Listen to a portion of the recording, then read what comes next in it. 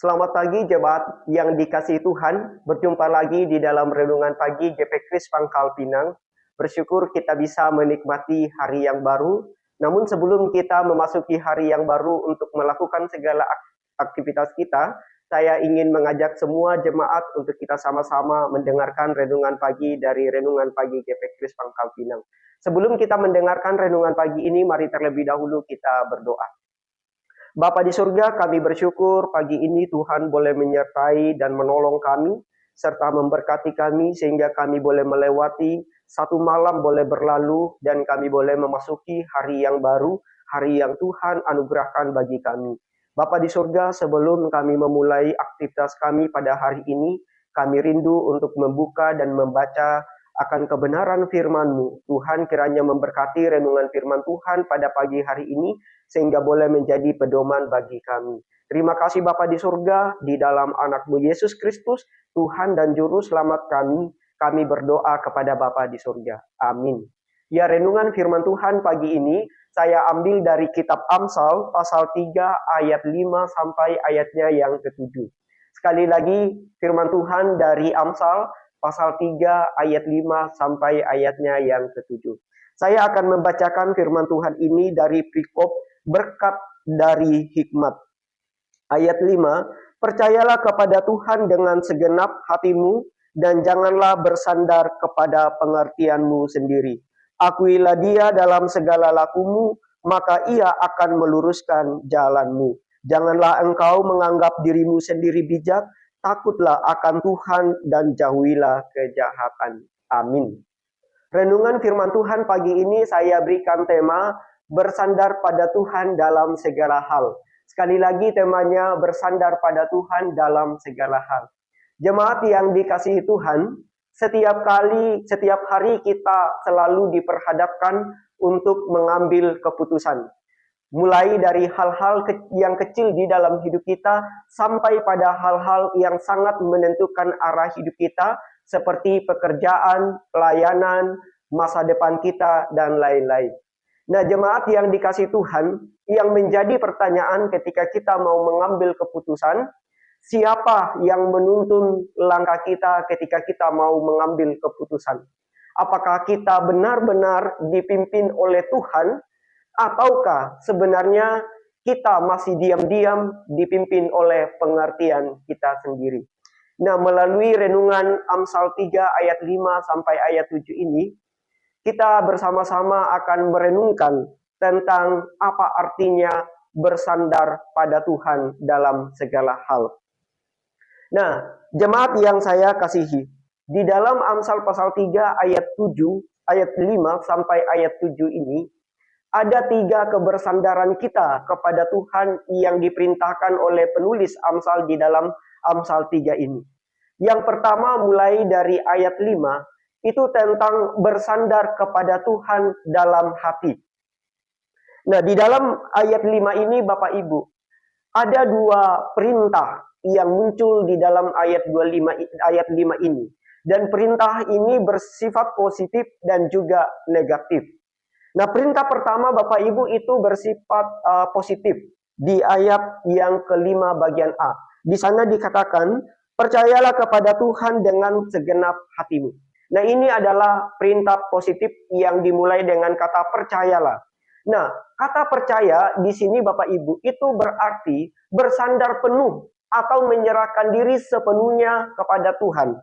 Ini seperti seseorang yang bersandar pada tongkat, di mana ia percaya penuh pada tongkat itu akan menopang seluruh berat tubuhnya. Nah, demikian juga dalam iman yang sejati. Bersandar kepada Tuhan berarti kita menaruh seluruh beban hidup kita, seluruh pergumulan hidup kita kepada Tuhan. Kemudian dilanjutkan bahwa percayalah kepada Tuhan dengan segenap hatimu. Nah, istilah hati dalam pemahaman orang Ibrani kuno, hati itu berarti pusat pikiran. Hati itu juga berarti pusat kehendak dan pusat emosi. Nah, ketika dikatakan percayalah kepada Tuhan dengan segenap hatimu, berarti kita diajak untuk bersandar kepada Tuhan bukan hanya percaya di pikiran, bukan hanya merasakan Tuhan di emosi kita, atau mengakui Tuhan di mulut kita, tetapi menyerahkan seluruh hidup kita kepada Allah. Nah, itu perintah positif di dalam ayat yang kelima ini. Kemudian perintah yang negatif di dalam ayat 5 ini muncul di ayat yang kelima bagian B yang dimulai dengan kata janganlah. Di sini dikatakan janganlah bersandar kepada pengertianmu sendiri. Nah, Bapak Ibu yang dikasihi Tuhan, bersandar di sini berarti menopang diri atau bisa juga dipahami sebagai menentukan hidup sendiri. Nah, menarik Bapak Ibu, menentukan hidup sendiri sebetulnya itu adalah masalah terbesar daripada setiap manusia sejak kejatuhan. Di mana mulai sejak awal kejatuhan itu, kita manusia ingin menjadi penentu hidupnya sendiri. Nah, Bapak Ibu, di dalam kaitannya dengan menentukan hidup sendiri, khususnya bagi kita orang percaya, kita mungkin di dalam hidup kita percaya kepada Tuhan. Tapi masalahnya kita diam-diam masih mengandalkan logika kita, masih mengandalkan rencana kita, masih mengandalkan kontrol diri kita dan lain-lain. Nah, ketika dikatakan janganlah bersandar pada pengertianmu sendiri, mau mengatakan bahwa berhentilah menjadikan diri kita sendiri sebagai sandaran hidup kita. Nah, itu yang pertama Bapak Ibu. Bersandar kepada Tuhan di dalam hati. Kemudian kebersandaran yang kedua ada di dalam ayat 6, yaitu bersandar kepada Tuhan dalam jalan hidup. Nah, di dalam ayat 6 ini mengandung perintah sekaligus janji. Nah, saya akan menunjukkan bagian pertama yang berisi tentang perintah. Di ayat 6 bagian A dikatakan, akuilah dia dalam segala lakumu. Ini adalah perintah yang bersifat positif. Akuilah. Nah, kata akui dalam bahasa aslinya itu memakai kata yada. Yada itu artinya mengenal, tapi mengenal Allah secara relasional dan melibatkan Tuhan secara sadar di dalam hidup kita. Jadi mengenal di sini, mengakui dalam pengertian mengenal, ini bukan sekedar kita tahu Allah itu ada. Tapi lebih daripada itu, kita menjadikan Allah sebagai pusat setiap keputusan hidup kita. Kemudian dikatakan apa? Bahwa dalam segala lakumu. Artinya, bukan hanya di gereja kita mengakui Tuhan, atau bukan hanya di saat pelayanan, atau saat-saat krisis di dalam hidup kita. Tapi kita diajak untuk mengakui Tuhan di dalam segala pekerjaan kita, dalam segala keputusan kita, rencana masa depan kita, dan seterusnya. Karena itu Bapak Ibu, perintah di dalam ayat yang ke-6 ini, akuilah dia, mau mengajarkan kita bahwa kita melibatkan Tuhan dalam setiap keputusan hidup kita. Kemudian bagian yang kedua di dalam ayat yang ke-6 ini, yaitu bagian janji. Yaitu dimulai ada di ayat 6 bagian B dikatakan, maka ia akan meluruskan jalanmu. Nah, gambaran Timur Tengah kuno atau Israel dan sekitarnya, jalan lurus itu berarti jalan yang aman, tidak tersesat, tidak banyak rintangan, dan sampai tujuan. Tetapi Bapak Ibu perlu kita hati-hati di sini. Ini bukan berarti janji ini tentang hidup tanpa masalah, tidak. Karena memang di dalam Alkitab Tuhan tidak pernah menjanjikan hidup mudah bagi umatnya. Sebaliknya Bapak Ibu, janji di dalam ayat 6b ini adalah janji tentang pimpinan Tuhan bagi kita. Bahwa orang yang bersandar pada Tuhan, Tuhan akan pimpin arah hidupnya. Tuhan akan menuntun keputusannya dan membawanya ke tujuan yang benar.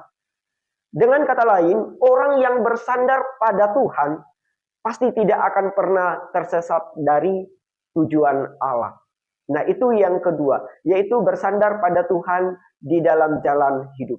Kemudian kebersandaran yang ketiga Bapak Ibu ada di ayat yang ketujuh, yaitu bersandar kepada Tuhan dalam sikap hidup.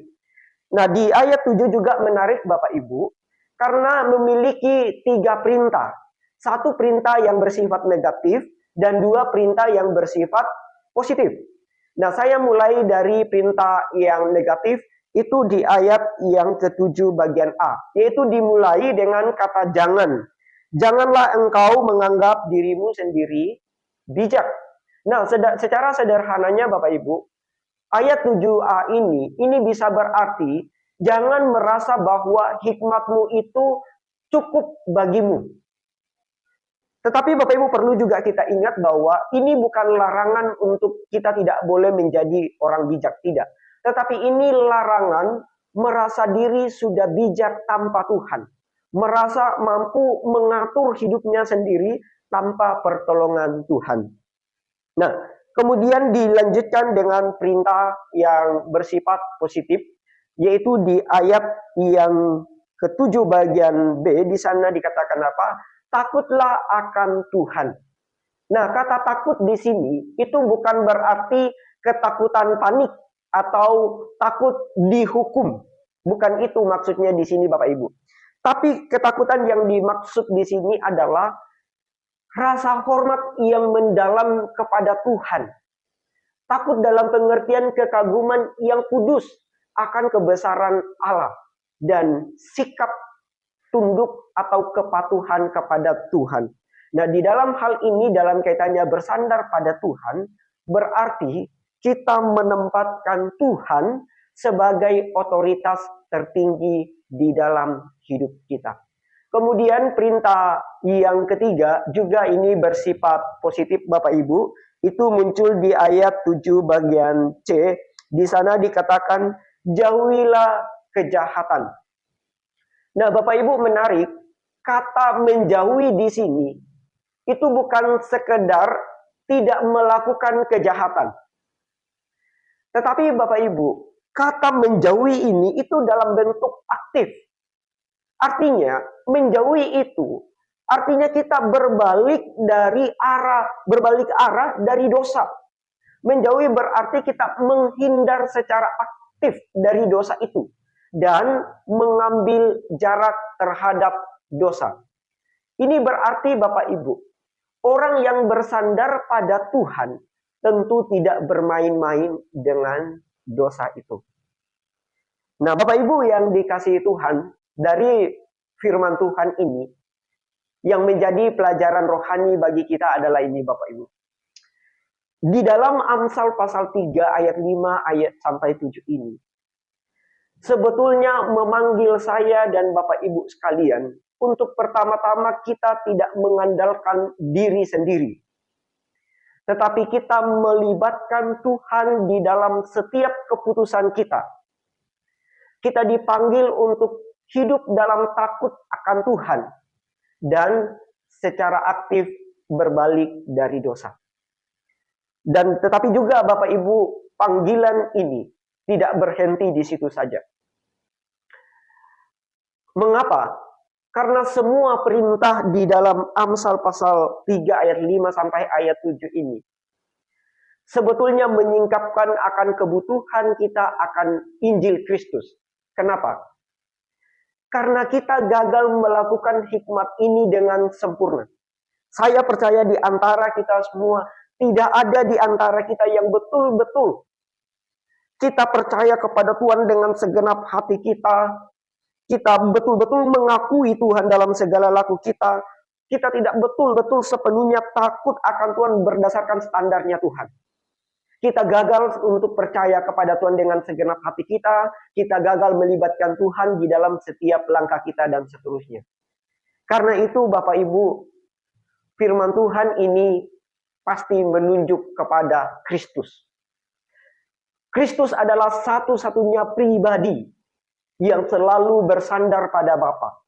Kristus adalah satu-satunya pribadi yang selalu melakukan kehendak Bapa.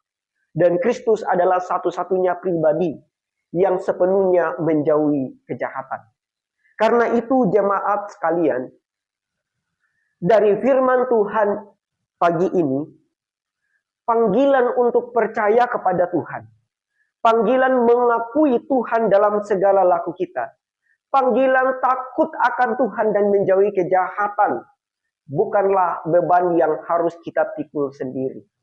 Tetapi kita harus taruh di kaki salib Kristus. Kenapa? Karena di dalam Kristus, saya dan Bapak Ibu menerima pengampunan atas kebodohan kita. Melalui Kristus, kita menerima kuasa untuk kita bisa berjalan di jalan hikmat Allah. Karena itu, melalui renungan firman Tuhan pagi ini, marilah kita meninggalkan kepercayaan pada diri sendiri dan bersandar sepenuhnya kepada Kristus, yaitu hikmat sejati yang menuntun langkah hidup kita sampai pada tujuan yang telah Allah tetapkan bagi kita. Amin. Mari kita berdoa. Terima kasih Bapa di surga untuk renungan firman Tuhan pagi ini. Kiranya Tuhan boleh menolong kami untuk kami tetap belajar bersandar kepada Allah di dalam segala hal.